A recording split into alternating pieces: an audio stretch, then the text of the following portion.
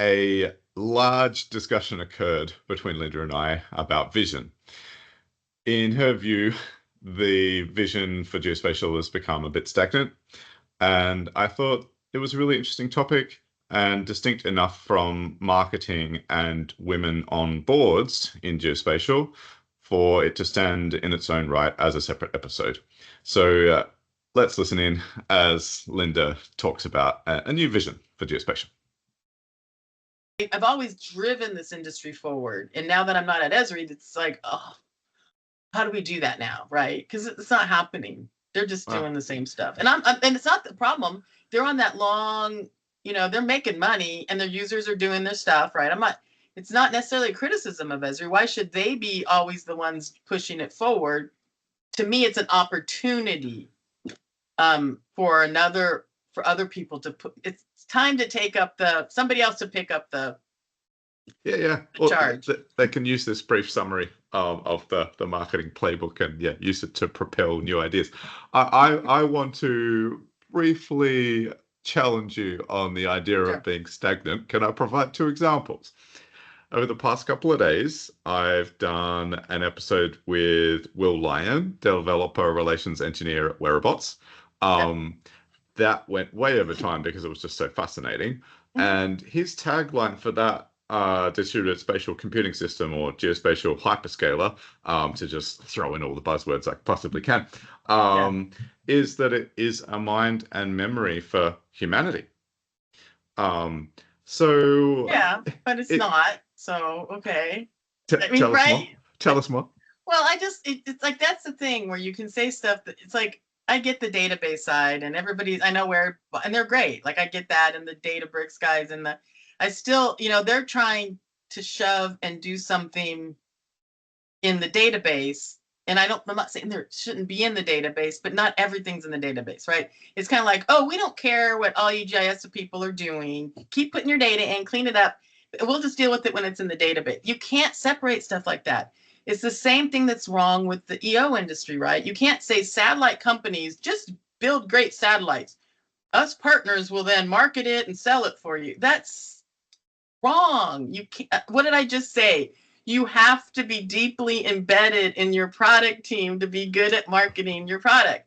So to just poo-poo the entire GIS professional industry and say, oh, you guys are just little worker bees that are going to be data entry people, and we're the ones that are going to come in and save the world. Oh, it's just a joke, right? There was an element of that, yes, that you just need to get all the data in, and we have this fantastic system which will crunch it all.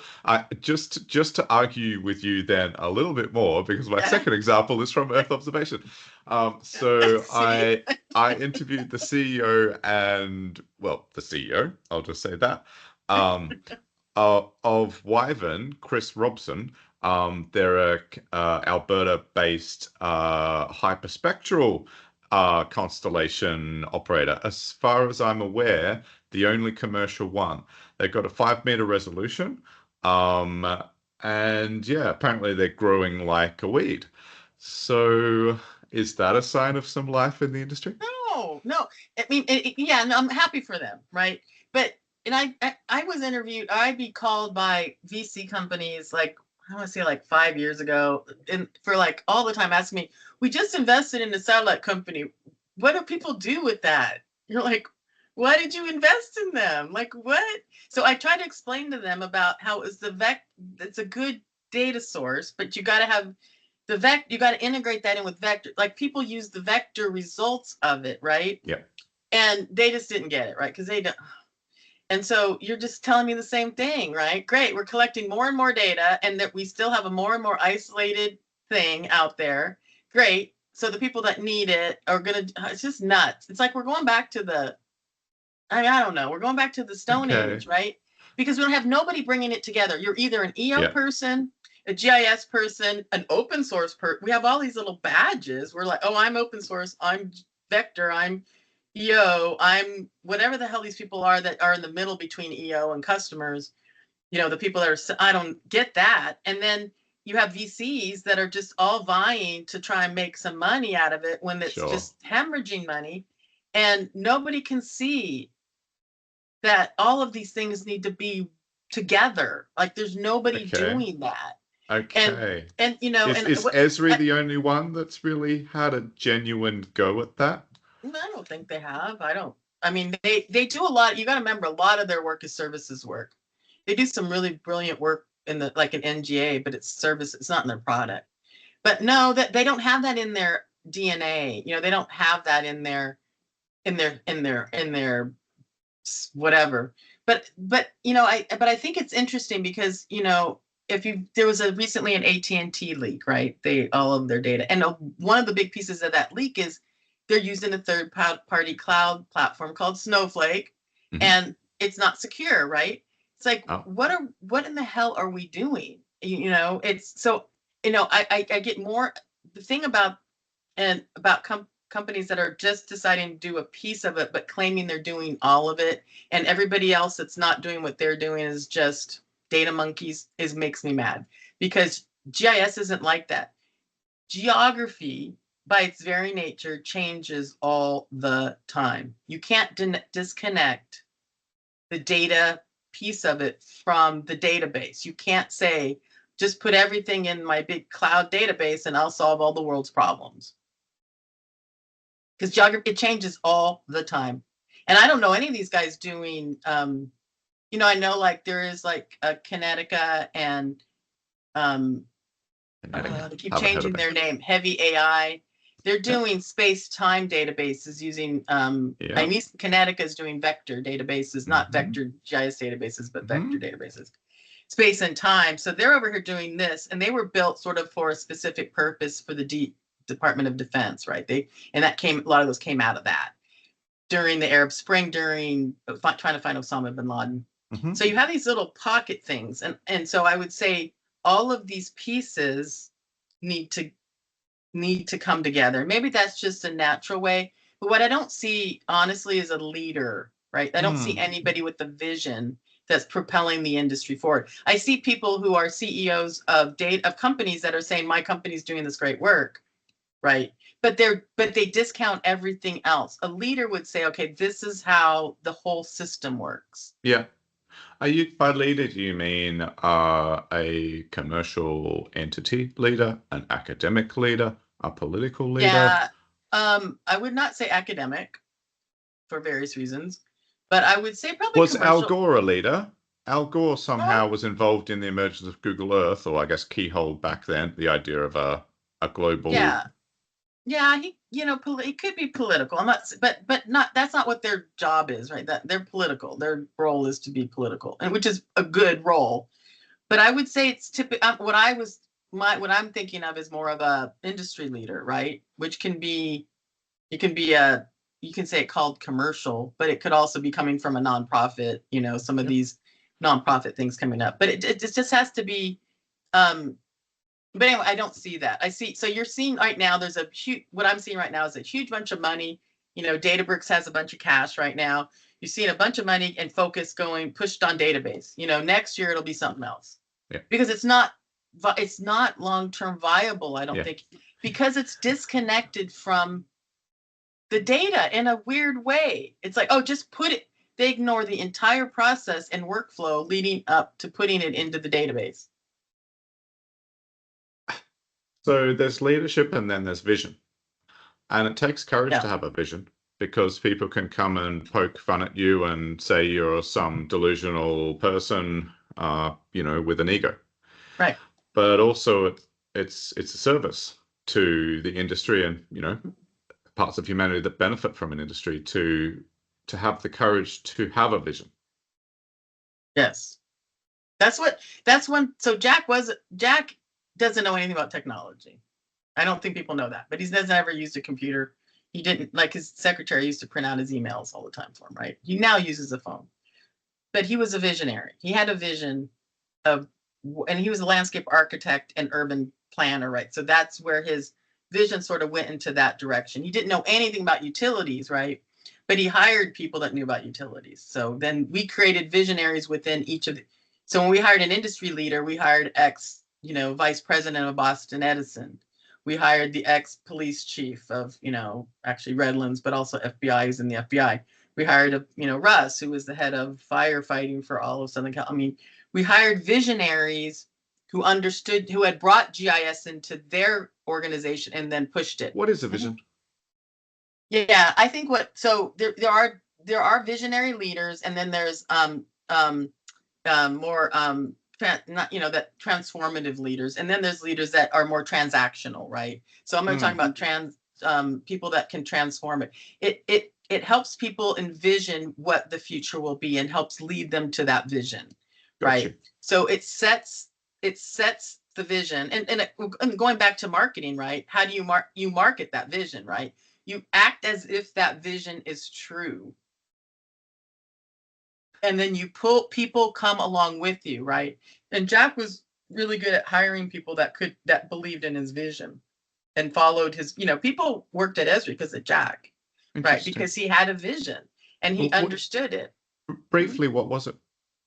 Well, his vision was really about how geography can help be a holistic way of integrating everything together so that we can solve problems in a holistic way. His vision came from landscape architecture. When you're designing like a big park or a city, they used to look at layers of information on a light table. And so they started to put that into the computer when computers started working. And so taking that idea and taking it out to the planet and designing better cities, right? Designing a better future and all that. So and in fact, if you look at his user conference talk, it hasn't changed in the 40 years I've known him, right? Because visions don't change, right?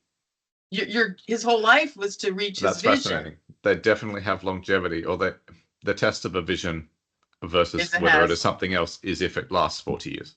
Yeah. And Jack is realizing that vision and has realized it, and that's great. We need a new vision, right? What's the next thing? He's almost 80, and I love Jack to death, but he's not going to come up with the new vision. I love this. Watch his plenary. It'll be the same slides. I'm not saying they're bad, but it's an old vision. And my passion is, what's the next vision, right? I love this. Yeah, and it should build on his vision, because Esri didn't actually implement. Hasn't implemented his vision yet. Like we're not there yet. But he made that first push.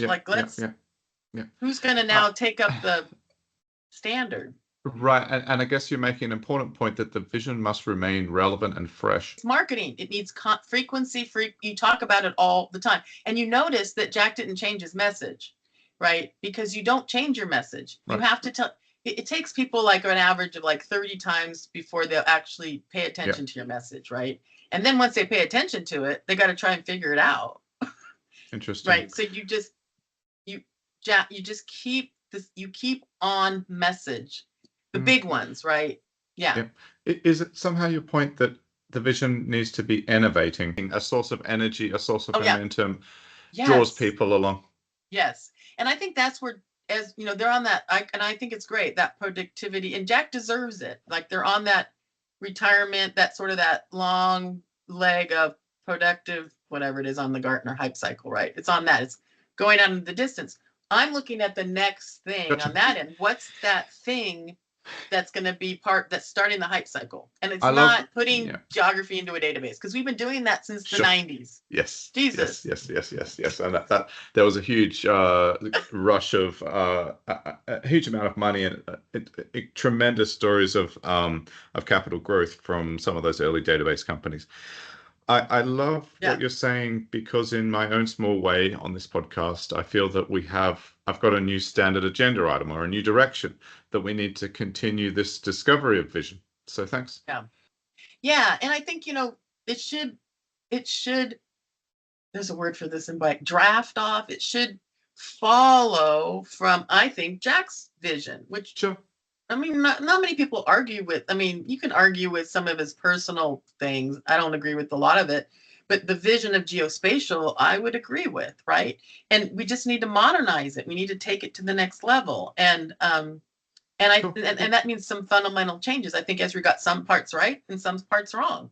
They were implementing a vision. That doesn't mean they were able to. So, and if you look at any other company, you look at a Cardo, you look at an Intergraph, you look at all of the, these All all of them, 350 geospatial companies in the Geospatial Index. right? They're all leveraging Jack's vision. They maybe Yeah. don't admit it, but they are, and Right. that's great because that's what a vision can stand the test of time. But I do think it needs, we've learned a lot. We've come a long way. Technology's changed.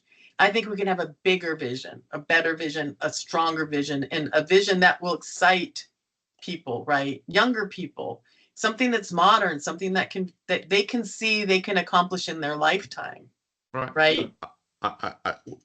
I've you've got my mind working, and I think a lot of people listening, they'll be thinking too. So and I'll give you an example. I mean, I'm still passionate about it. And Jack, I had that vision. Give us your vision. I had that vision before I even met Jack, right, at UCLA. I love geography, right? You've heard my podcast. I took a geography. Geography is the best thing in the world. And so my vision ties in. Jack's not a geographer, right? There's not a lot of, I think I was the only geographer on the director level for years. And so I'm always the one raising my hand going, no, that's not what geographers would say, right? Oh my God. So, and geography is not about maps. I'm going to just say that in every podcast I'm in. I took one mapping class because geographers aren't map centric. They use maps. Yeah, and we took a cartography class, but I always had to be that person in the room. But I think that, any tool can be used for good and bad. And we now have a situation where GIS is used for things that most people that are passionate about GIS would not be happy about, right? And so how do we balance that? We have defense, oil and gas, extraction companies. Look what's going on in Houston with this big hurricane. Then they don't even have an outage map up. They use the Whataburger right? outage map. And so you're just like, I guess they're prioritizing using their GIS for something other than their customers, right? So, and I'm not saying that they shouldn't be using tools for their own profits. I mean, that's what they do. But we need to balance that, right? How do we get these tools that can help the people that can balance those uses with good uses, environmental, small companies starting out, right? Humanitarian things, hospitals, where clinics are located. How do we serve the underserved, right? How do we get this data to like third world countries, right? Right now, third world countries can't get EO data, right? They're the ones that need it, but oil companies can get it and go, oh, okay, how can we better mine, oil out of Angola, as opposed to and the people that want to clean up and help revegetate, they don't have any data. Like there's something wrong there, right? And it's not on the oil and gas company side, is my point. I'm not trashing those folks, right? They have a job to do, but where are we as an industry and as a technology? Like, if you only need to do one thing, why do you have to buy an entire platform, right? Like, how can we make it simpler, easier, more accessible? Sounds like care is the word. Care for humanity, care for the planet. You're saying this is part of the vision. Yeah, because we're the only technology that's about the planet. Like I've got another word: stewardship. Stewardship is good, even though that's a very human-centric thinking, right? Because I also think that, as we're seeing right now, nature's more powerful than humans. Damn right. And so maybe nature is stewarding us. I love that concept. Yeah, and they're giving us signals that we're ignoring. Well, who's collecting those signals? Geographers, GIS people, geospatial people, right? The Earth is a living, breathing thing that's changing every second of the day. Yet we're using data that we automated from maps that were made in the 50s. Like, and that's why I really am passionate about not separating the data collection, management, all that stuff from the use of the data too much, because what happens then is people will be able to easily manipulate results, right? Or they're going to get results they didn't even know are wrong. You're a database guy and you run some query in Databricks or whatever, and you come up with an answer and you think it's right. How in the hell would you know? You don't even know what projection the map was in. You don't even know when the data was collected. I used to digitize. I can tell you some of those maps I digitized should not be used. You're working 12 hours at a sure. digitizing tablet. For sure. After a while, you're like, oh, We've all got horror stories about, reliability of digitizing. Oh. There's a lot coming at me right now. I am sorry. Let me do my best to synthesize. Can you explain where the word spatial, or the term spatial spirits fits into what you're saying? Oh yeah. Well, so I actually bought that URL quite a while ago. I want to say maybe 15 years ago. And after COVID and some other personal stuff, I started jumping back into doing consulting on my own because I had to start a little consulting company with somebody else before COVID. And I'm like, you know what? I love this because at the same time, geospatial is my passion. I'm also more into spirituality, kind of more the Vedic ancient wisdom stuff because they knew a lot more about the earth and place and people than our Western societies do. It's like right? paganism. Yeah. Because it's all one God, like, all God, there's only one, and it's not a person, it's not a thing, it's in us, it's all of us. My mom passed away like 2 weeks ago. I'm sorry, And Linda. yeah, and she was 94, but she was one of my best friends, and I'm not going to go down that path because I'll cry. But we had a little memorial for her yesterday at a retirement home, and there was this really beautiful man who was there, and he's not a rabbi, but he's elder in the Jewish temple, and he just said such beautiful things about how God is in us. It's God's not a thing; it's us, and so it was so aligned with Vedic. I'm like, I had no idea. And so that's where the spirits come from because we have a really deep connection with place, right? And part of our brain, we memorize things based on place. Like, think about a place. I'll think about London. My brain immediately goes to memories. And I can remember walking down the street and I went to this pub and I went to here and I did this, right? Place helps us with our memories. And place is, Tobler's 2 laws, right? Things that are near each other and Yes. and other things Tobler's have second effects. law of geography. Yes. Yeah. And I've been doing a lot of work outside of geospatial in sort of how do we build a sim of a new world so that we can mentally change our thinking because our world is so imbued in junk right now, right? It's hard to do this on your own. So how can we use technology to help us change our mind thinking to become more inclusive, all that kind of stuff? And there's a geospatial aspect to it, but place is super, super important. And we're losing that connection with place. We're finding Are you saying there are spirits of a place in a way? There are spirits of places, actually. There are spirits that like New York has a spirit. If you study the Vedic traditions, the ancient wisdoms, there are, and even a lot of other places, there are spirits around place. But humans are very tied to place, right? It's where we build communities. It's where we build our sense of roots, our grounding. We have a place that we think of as home. Um, and and I think that we are a huge geospatial people, and the data we're building and the tools we're building will become really important as society starts to recognize that. I feel this is kind of high stakes and there's a risk of getting something wrong, but I'm just going to try to synthesize and respond. And I don't know, it's something that can be fashioned and improved. So you were talking about how a geospatial system ultimately can never be reality because it's whatever is recorded is the past. But nevertheless, what popped up for me was sensor networks. At least the gap can partly be closed, and geospatial through those can somehow be a bit more like the nervous system for the planet. Yes, no, you're 100%. I've written about this, 100%.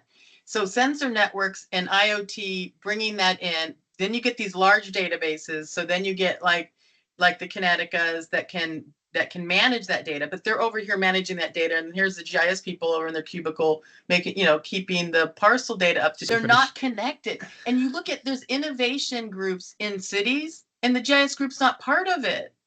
Like, what? Right?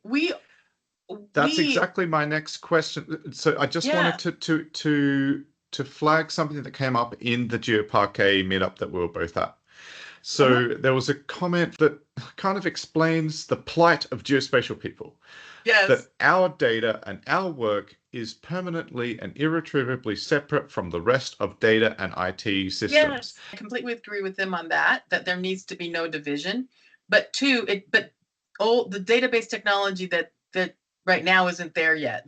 That's where we need innovation. I know people that are taking raster data and just putting a dot in the middle and saying, we'll just put it into the database as a point, right? And you're like, okay, maybe but you lose so, and then the people that are using that data don't realize it came from that there's the source data that has a lot more rich data in it. But so I agree with them on that. The other thing that came up in that meeting, though, was like, in the future, there will not be any GIS professionals. And I don't agree with that at all. Okay. Because GIS, and maybe the term's not going to be GIS, but maybe geospatial or whatever, because just like you have accountants and mathematicians that understand numbers, you need especially people that understand geography. It just makes sense. Like, right? Just because it's a legitimate domain. It's a legitimate domain, right? It's for sure. But it doesn't mean it should have its own proprietary format and sit over there in its own little database over in the corner. And then all you ask of it is to make a map for you once in a while, right? And so I think these kind of initiatives are good, but they also cause harm because they're saying it's a step, right? It's a step. Like, we have to be forcing database companies to start thinking about space. Somebody smart has to build the next thing that's going to be truly integrative. So I know I just cut things off there, but there was a lot more discussion we had for another good 20 minutes.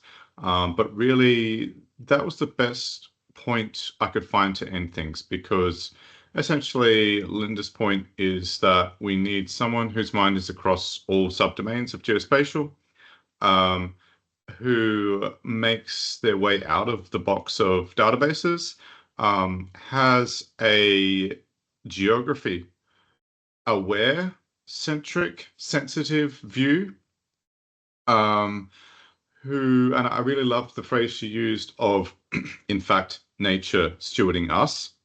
So somehow the view or the basis for the vision should have humility about what humans are. And needless to say, Linda hit the notes of a vision that is caring and receptive of the planet's validity and somehow enables planet scale awareness. Anyway, that's my summary of what Linda had to say, and I hope that propels our discipline to heed her call to action, to update the vision and reap the rewards.